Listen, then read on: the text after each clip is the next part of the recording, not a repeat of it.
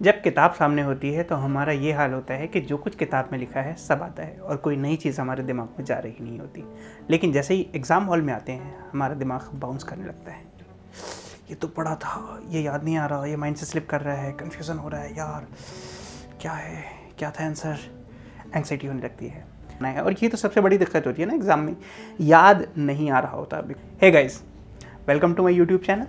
This is Syed Fazil Mohsin, currently 3rd year MBBS student at AIIMS New Delhi. In this video, I am going to talk about why this happens with most of us, including me, and what is the solution to this problem.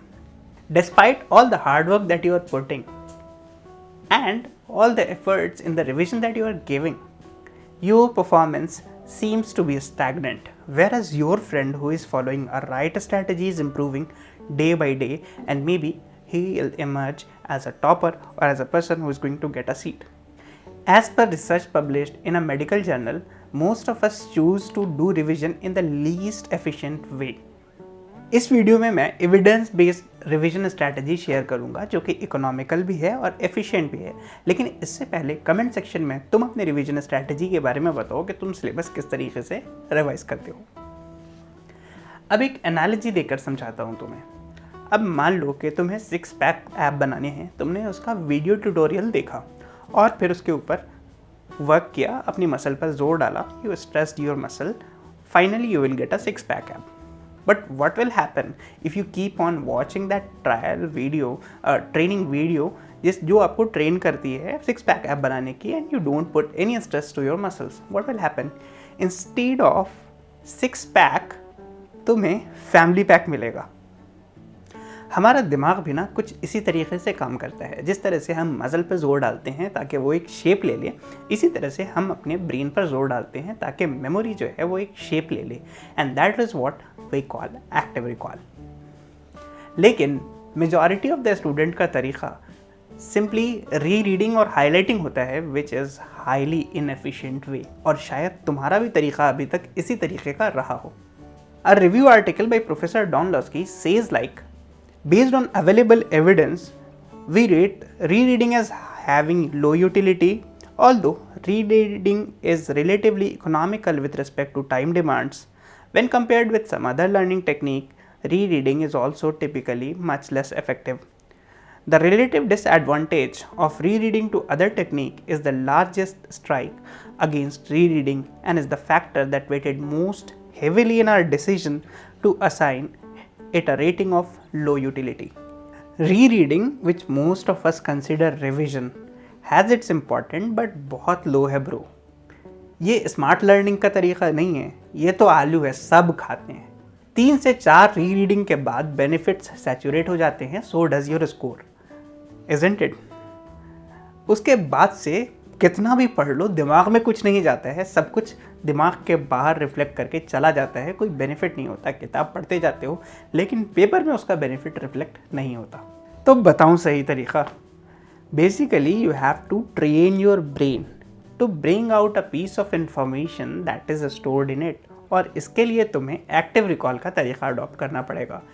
Active recall is basically stimulating your brain to bring out a piece of information that is stored in your brain. Retrieve करना है, जो चीज़ तुम्हारे दिमाग में है उसको बाहर लाना है. और ये तो सबसे बड़ी दिक्कत होती है ना एग्जाम में, याद नहीं आ रहा होता, because you haven't trained yourself to bring out piece of information. इस चीज़ की ट्रेनिंग तुमने अपने ब्रेन को दी ही नहीं है. सो तुम्हें अपने ब्रेन को इस चीज़ के लिए ट्रेन करना है.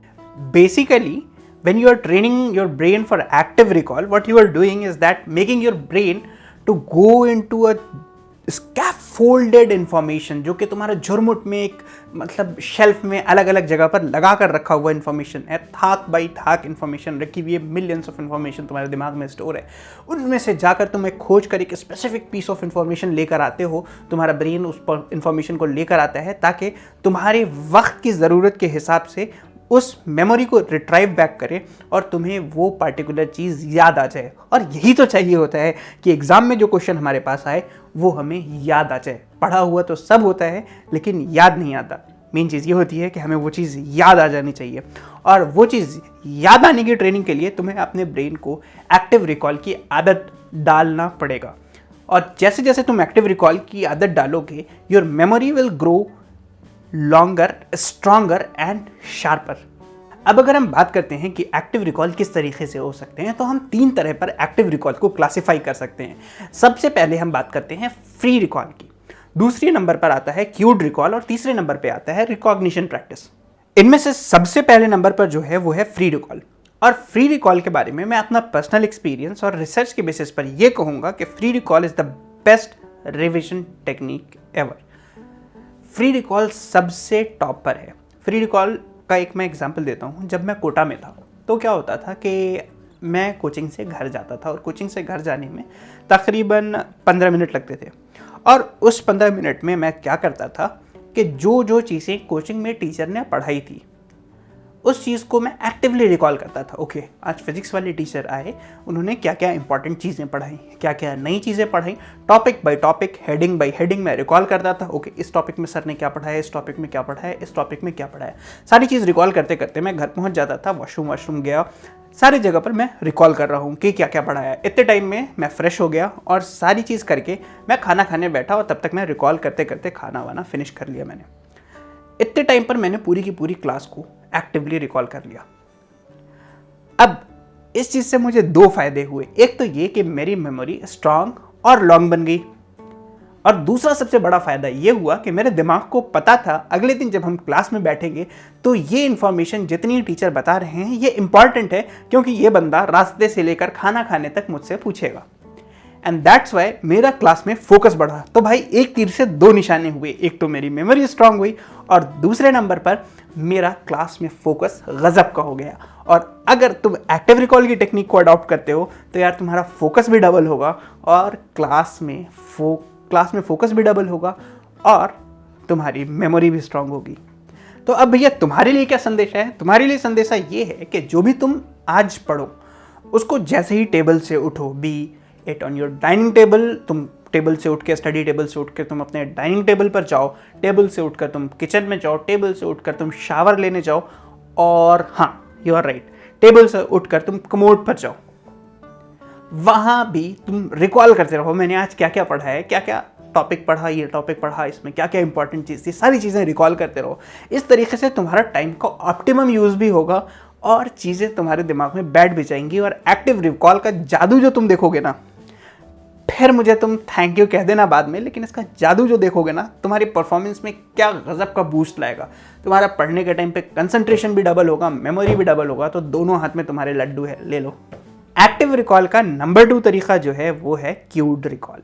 क्यूड रिकॉल में क्या होता है कि तुम अपने मेमोरी को रिट्रीव करने के लिए माइंड को हिंट्स देते हो और हिंट्स देकर उस पीस ऑफ मेमोरी को बाहर निकालते हो। And the thing that you do for cued recall is flash card, और तुम्हारे जो वो होते हैं फ्लैश कार्ड हो गए, जैसे हमारा एलन में एनसीआर दिया हुआ था, एनसीईआरटी कंप्लीट रिविजन, उसके बारे में भी कभी बात करूँगा, वो दिया हुआ था। और fill in the blanks type के क्वेश्चन हैं जहाँ तुम्हें एक क्यू दिया हुआ है कि इस पार्टिकुलर स्टैक से जाकर, इस पार्टिकुलर शेल्फ से जाकर तुम्हारे ब्रेन को मेमोरी निकालनी है to simplify this thing to you, है कि एक पार्टिकुलर शेल्फ है, वहाँ से मेमोरी निकाल कर, मेमोरी की पीस ऑफ इन्फॉर्मेशन को निकाल कर तुम्हें बाहर लाना है। तो दिस इज़ क्यूड रिकॉल। और क्यूड रिकॉल भी बहुत ज़्यादा हेल्पफुल होता है। जैसे कि एलन का एनसीआर में यूज़ करता था, उसमें एनसीईआरटी की लाइन्स निकाल कर एक तरफ रखी हुई हैं और दूसरी तरफ उसका आंसर है, एक तरफ से आंसर छिपाओ और एक तरफ से पढ़ते जाओ। तो ये काफ़ी ज़्यादा तुम्हारे लिए हेल्पफुल हो सकता है, इसको अडॉप्ट करोगे। इसके बारे में डिटेल में भी हम बात करेंगे आगे। अब जो तीसरे नंबर की प्रैक्टिस है उसको बोलते हैं रिकॉग्निशन, जो सब करते हैं।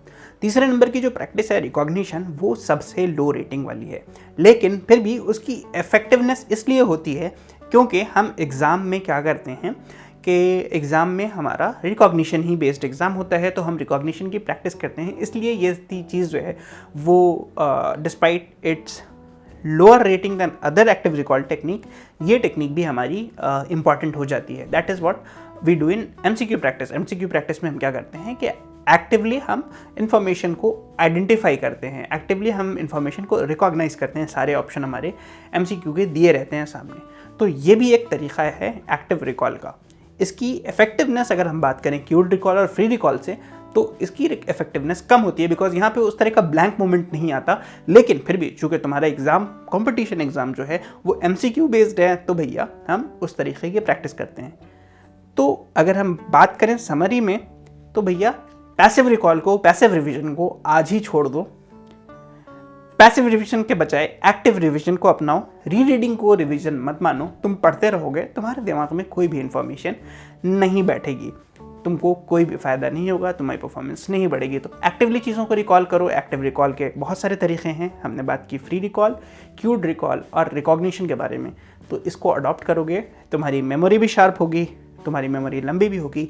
एग्ज़ाम में ब्लैंक मोमेंट नहीं आएंगे, एग्ज़ाम में इंफॉर्मेशन याद आ जाएगी। तो भैया आज के लिए इतना ही। अगली वीडियो में हम बात करेंगे क्यूड रिकॉल के बारे में डिटेल्स में। जब तक के लिए अलविदा। अच्छा सुनो ना, वीडियो को लाइक भी कर देना, सब्सक्राइब कर देना, और कोई डाउट हो तो कमेंट में ज़रूर पूछ लेना। जब तक के लिए अलविदा।